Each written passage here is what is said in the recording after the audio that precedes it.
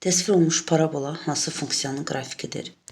Parabolanın sıfır, yəni baxırıq qrafiki x oxunu kəsdiyi nöqtələr funksiyanın sıfırlarıdır.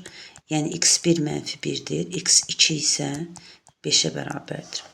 Həmçinin x-in sıfıra bərabər olduğu nöqtədə c bərabərdir -2, yəni indi funksiyalara baxaq.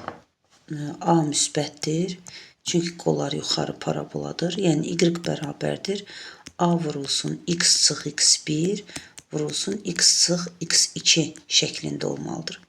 Y bərabərdir a vurulsun.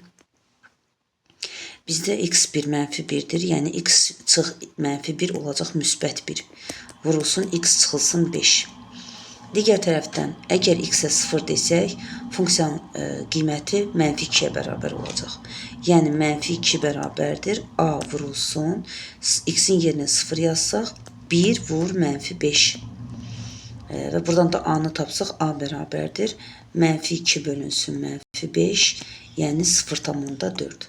Deməli, funksiyamızın funksiya olacaqdır, y bərabərdir 0,4. X çıxılsın, üstəgəl olacaq 1 vurulsun, x çıxılsın 5.